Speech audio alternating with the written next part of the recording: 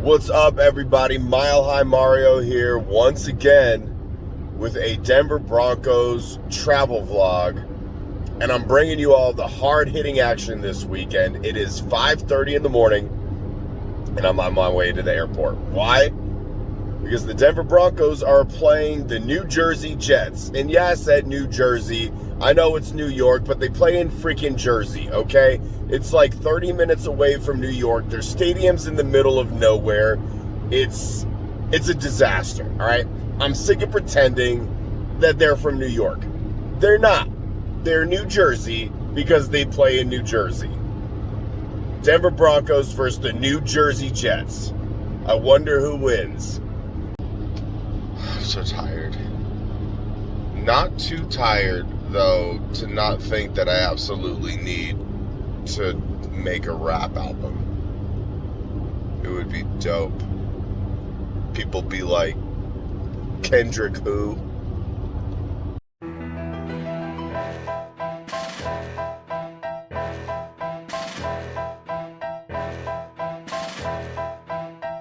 What's up, everybody?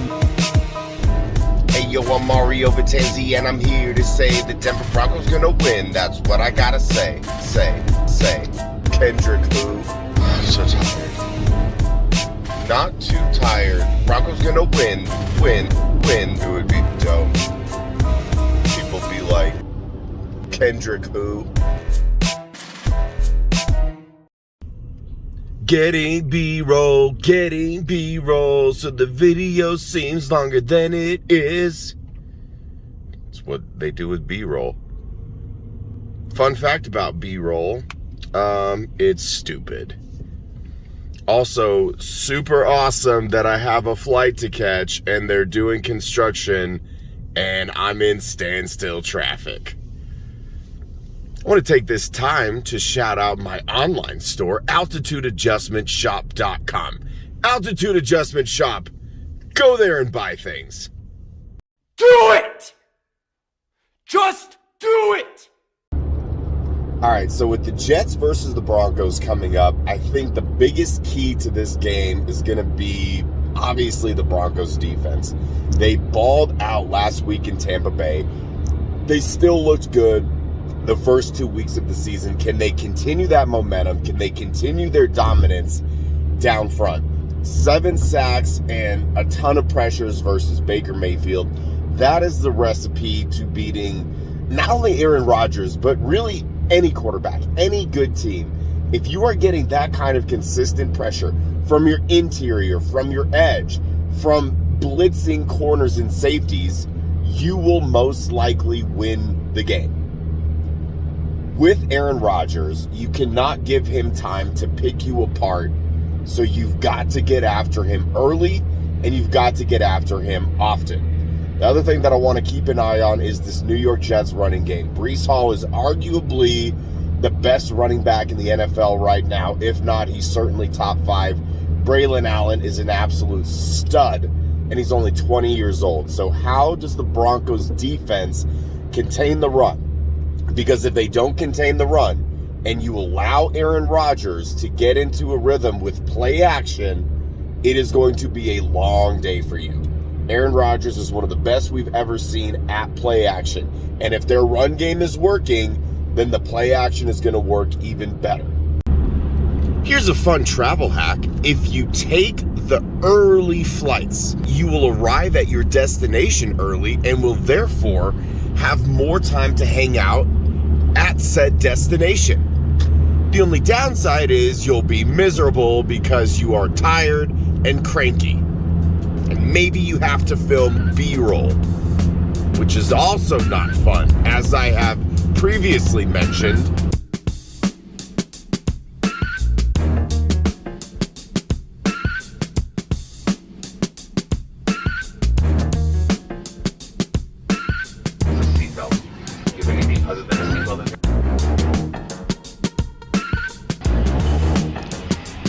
Yeah, I think I Heart New York is a little bold. I don't love New York. I tolerate it.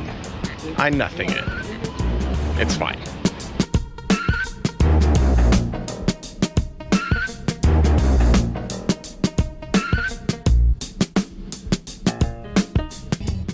This is how you know you're in a really nice area. There's an in-room jacuzzi and HBO. $65 a night? I'm staying here. Wow, so picturesque. Just what a beautiful place New Jersey is. You know, if New York is the concrete jungle where dreams are made of and there's nothing you can't do, then New Jersey is the concrete jungle where dreams are made up and there's nothing that you can do. Hey! Yogurt!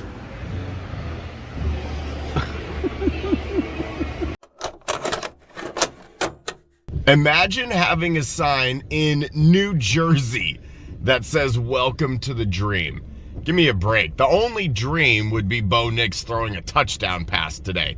He could run for one too. That's the dream. New Jersey, that's a nightmare. Mile High Mario here with Sports Joey. Sports Joey, what do the Broncos need to do to win today? It'd be nice if Bo Nix could throw a touchdown. Yeah, it'd be really nice. I'd say as long as they score more points than the Jets, then they should be in good shape. It's the hard-hitting analysis that you get from us. Yeah, I think we're hungover too. No. Not drunk. I'm happy.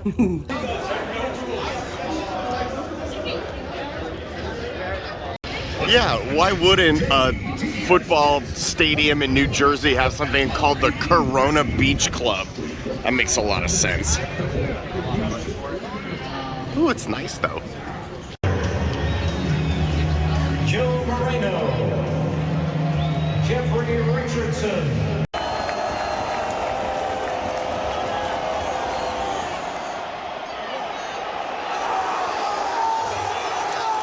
Couple more thoughts. Patrick Surtain is the best cornerback in the league. There's no longer a debate to be had, and I have said this before and I will continue to say it. In fact, wearing my Pat Surtain jersey, I had a number of Jets fans, and keep in mind, Sauce Gardner is on the team that they root for. I had a number of Jets fans approach me and tell me that they thought that Patrick Surtain was the best cornerback in the league. Traitor! He completely took Garrett Wilson out of the game. Garrett Wilson, who, like Mike Evans last week, top 10 wide receiver in this league. If he's not top 10, he's awfully close. Completely took him out of the game. And I just want Bronco fans to make sure that they are appreciating the greatness of Patrick Surtain, because what he is doing is so incredibly rare. We have gotten to the point where we do not have to worry about a team's number one wide receiver, because Patrick Surtain will follow him all over the field and he will lock him down. I was also very impressed with Javonte Williams. That was the best game Javonte Williams has had probably since his rookie year. We all know how he looked last season, came back too soon, didn't have the burst, didn't have the drive. In the first couple games of this season, we started to write Javonte Williams off. We all assumed that Bidet would end up being the starter. And speaking of Bidet, hopefully he's okay. I know they had positive reports. I heard that he was back on a plane. Everything was negative. That's fantastic news. Thank God that he's all right. But Javonte, man, he looked faster than I've seen him look, not just this season, but all of last season. He was more decisive. He had a play where he carried Sauce Gardner for 10 yards after contact. It looks like Javonte has finally gotten his groove back, and that is massive for this team's success. One final note that I want to discuss to wrap up this vlog is Sean Payton's decision to have Lutz attempt a 50-yard field goal to basically, for all intents and purposes, ice the game. I hated the decision. And I'm not just saying that because he missed it. I was at the game when, at first I thought that they were going to punt, and I was begging them from my section, please punt. The way that the defense had been playing, make them go 60-ish yards. You know, pin them at the 10 or even the 15, something like that. Make them go 60 yards in a minute with no timeouts, with the way that the defense was playing. Now, thankfully, Greg Zuerlein missed his 50-yarder, and it becomes a moot point, but that's the kind of decision that damn near cost them the game. And I get it. Will Lutz has been fantastic. He hadn't missed a kick all season, but you have to look at the situation. And I know a lot of people are going to disagree with this, but it's a 50-yard field goal in the rain, wet ball. You don't know what is going to happen. You don't know what the ball is going to do. Why even risk it at that point? Because when you miss that field goal, you're giving them, you know, an extra 7 yards back from like where the ball was previously spotted. So you take that into consideration. When he missed it, I think the Jets only needed something like 30, 35 yards. Half as much as they would have needed if you had just like pooch punted down inside the 15, inside the 10, ideally. So didn't love that decision from Sean Payton. I understand the logic behind it, but given the specific scenario in this case, he absolutely should have punted. Again, if he makes it, I still would have said, yeah, I preferred that they would have punted it there. Thank goodness that he made it. I had posted that I was upset with the decision on Twitter, and of course had someone ask me, well, how would you feel if he had made it? It's like, well, yeah, I would feel great, and I probably wouldn't have tweeted the same thing that I did, but I would have said, oh, I didn't like the decision there, but it panned off, so I guess it was the right decision. The problem is he missed it, and it was the wrong decision. So small gripe, but ultimately something that could have cost the Broncos this game. Thankfully it didn't, and by hook or by crook, the Broncos won one of the ugliest games that I've ever seen, and they are 2-2. Go Broncos. It is 1 a.m. Colorado time. I am finally walking back to my car, and you might notice that I do not have my table. Despite paying the oversized bag fee and the agent charging me $50 more than I usually pay, that I paid for the last 8 years doing this, my bag did not arrive.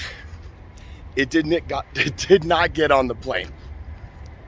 But despite that, I am still in very good spirits because the Denver Broncos have won 2 straight, both on the road, both on the East Coast, and they are now 2-2. We were staring 0-4 at the face. 0-4 in the face. Sorry, I'm very tired and I can't collect my thoughts, but we're gonna get through this. Staring 0-4 in the face, and instead, they return from the East Coast 2-2, taking on the Raiders next Sunday. Obviously, very discouraging that Bo Nix only threw for 60 yards, but very encouraging that Bo Nix finally threw a touchdown pass. I predicted it last week. Well, not technically predicted it. I said he needed to do it, but I'm going to count that as a prediction because I'm delirious right now. That game was wet and cold and miserable, and the fact that the Broncos came out with a win is massive. The defense continues to be unbelievable. They made Aaron Rodgers look like Nathan Peterman. I think he had over 42 attempts, no touchdowns. One of the worst performances that we've seen in Aaron Rodgers' career since, well, probably since he was with Green Bay in 2015. As long as the Denver Broncos defense can continue to play this way, not only are they a playoff team, but I'm writing in Vance Joseph's name for this upcoming presidential election. Vance Joseph for president. No, I'm not being serious about that, okay? That's a joke. You should actually vote. Okay? Don't write in anybody. Of course, Vance Joseph keeps this up. It's tempting. Very tempting.